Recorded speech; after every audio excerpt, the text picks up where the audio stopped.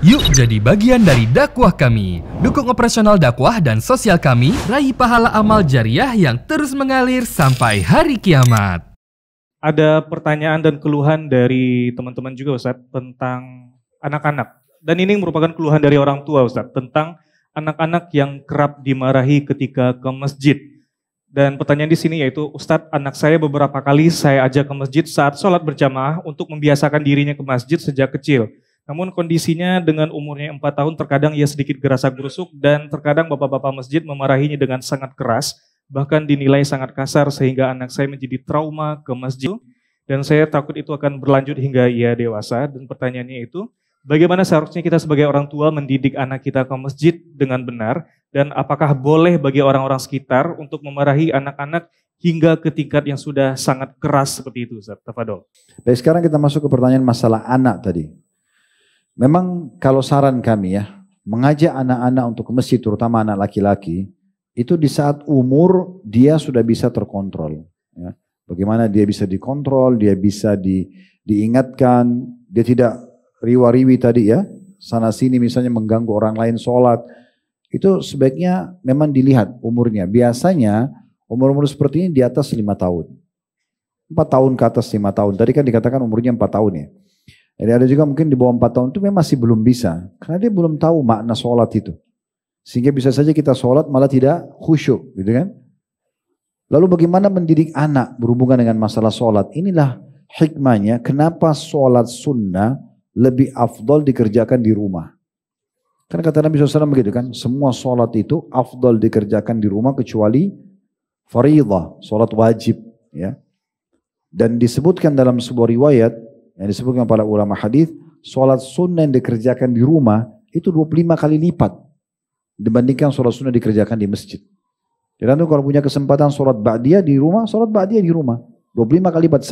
Sebagaimana antum kalau sholat wajib di masjid 25 kali lipat atau 27 kali lipat dari sholat di rumah kan gitu. Itu sunnah dibalik.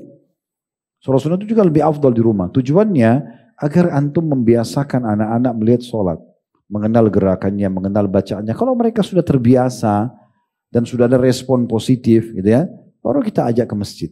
Dan itu tidak ada masalah. Bahkan Nabi SAW mengatakan apa? Ajarkan anak kalian sholat di umur 7 tahun bahkan gitu kan. Dan pukul mereka di umur 10 tahun. Artinya mungkin ini dia sudah sedikit bijaksana untuk tidak mengganggu orang lain yang sedang sholat. Gitu. Itu pun saja umur 7 tahun kadang-kadang masih terpengaruh ya. Kalau ketemu sama teman-temannya, ketawa, bercanda, segala macam itu. Sisi yang lain. Bagaimana kita bermuamalah dengan anak-anak di masjid? Teman-teman sekalian, anak-anak ini memang alamnya bermain. Ya. Kita dulu pernah alami semua itu ya. Kita belum bisa anak-anak kita suruh serius kayak gini, antum duduk, dengar. Ya, sampai pernah ada ikhwan bilang sama saya, Ustadz anak saya nggak bisa diam. Coba diam aja 5 menit. Gimana caranya suruh diam? Dia nggak mau diam, dia alam berbeda, dia ingin tahu semuanya. Apa saja dia ingin coba gitu kan.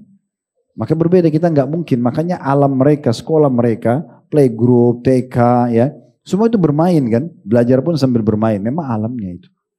Jadi mereka pun ke masjid mungkin mereka lebih banyak bermain. Oleh karena itu sangat baik kalau di manajemen masjid memang kita buat ya tempat itu. Misal contoh, ini contoh saja. Saya belum pernah lihat sih ya. Tapi kalau ada, misalnya ada tempat khusus di satu sudut masjid itu untuk safnya anak-anak. Ya, misal contoh.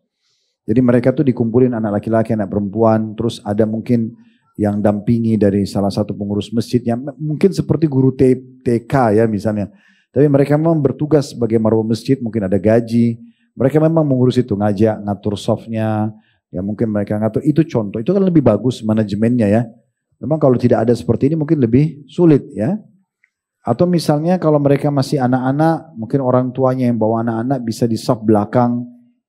Ya, sehingga dia bisa leluasa menggendong anaknya atau membantu kalau dia butuh sesuatu, misalnya kalaupun harus ke masjid kayak ada taklim seperti ini, ya seperti itulah ya, mungkin diatur sedemikian rupa. Kita butuh meningkatkan kualitas manajemen masjid kita supaya anak-anak ini juga tidak jauh dari masjid ya.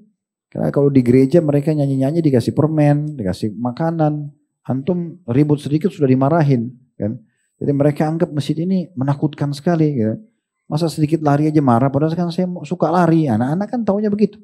Pikiran mereka masih pendek kan gitu. Jadi bagaimana kita bisa menyiapkan fasilitas buat mereka di mana mereka paham. Dan bagi orang tua harus paham umur berapa kira-kira yang paling cocok dia membawa anak-anaknya ya. Dan jangan memaksakan diri teman-teman sekalian, bawa anak kecil, rewel, lagi sakit, enggak saya mau ikut taklim, di depan lagi, nangis sana sini anaknya, mengganggu jemaah yang lain, ini kan juga masalah ya. Jadi harusnya bisa kita manage dengan lebih rapi. Allahu a'lam.